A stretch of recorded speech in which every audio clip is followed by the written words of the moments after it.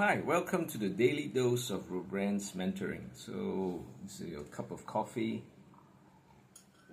and I'll go into today's topic, which is break the rules. There is rules, but when you're master of it, you break the rules. So, I have a very interesting story. How by paying a fine can skyrocket your brand's visibility. In 1984, Nike executed a marketing masterstroke. They willingly paid, listen to this, $410,000 in fine so that Michael Jordan could wear black sneakers on the court. No, at that time, the NBA, the National Basketball Association, mandated that players' sneakers are 51% white. So violating this rule result in a $5,000 fine per game. So over an 82 game period in that year, in 84, these fines mounted to 410,000. And Jordan's black and red sneakers stood out in stark contrast in all the predominantly, can you just imagine everyone's wearing white footwear and he's wearing this black and red, right? So these iconic shoes were the first edition of Air Jordans. It was first introduced. Of course now it's already 40 years, right? So the buzz was, of course, immediate. Everyone was talking, hey, this player is fine every game for his striking sneakers. So this Nike's bold strategy was paying off. They're willing to pay the fine. So the controversy made Jordan a focal point, propelled the Nike sales through the roof. So by season end that year, Michael Jordan was named the NBA Rookie of the Year. He was quite young then. He's not as famous then, right? And Nike sold over 126 million worth of Air Jordans just from one product. Cheap, right? Compared to 410,000, right? 126 million sales. So even today, Michael Jordan's ones are the first shoes that come in mind when we hear Nike. Nike, Air Jordan, right? Or Jordan ones.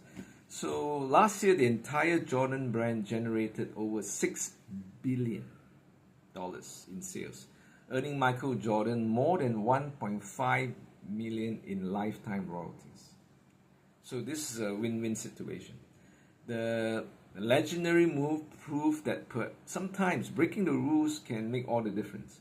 So a side note here, I often wondered that maybe Apple copied Nike's Air Jordan since introduced in 1984, and for MacBook Air. So MacBook Air was introduced in January 2008, 24 years later. I think they may have copied that, right? So it's a known fact that top brands, top leaders, singers, film directors, they copy and steal from each other. They get inspired, they adapt from each other. So, of course, sometimes they get sued for copyright. But, you've seen all the movie greats like Quentin Tarantino. He copied from this, when he would watch a lot of movies when he was in a Blockbuster rental. In those days, you rent videos, right? And he never studied film school. He did his own thing, and he's now he's going for 10 movies in his lifetime, and all are funny, like Kill Bill and this and that, right? So the other one, of course, is Star Wars, and George Lucas was not original. He copied from everything, from Samurai series, even cutting off one arm in one of the series in Star Wars. It's all copied from from the spaghetti westerns. So he copied everything. But of course, when he saw Star Wars in the late 70s, he was like, wow, this is so new, but it's actually all copied. So we all copy from each other. So break the rules. Of course, you got to know the rules first before you break them. And then sometimes even paying a fine may be worth it. If you're controversial, if it's banned. In fact, the more you ban something, the more it becomes popular. The more you boycott something, it becomes more popular. What you put energy and focus in grows bigger. So this is the power of PR, and a lot of people don't understand. A lot of the authorities, they think they can ban it.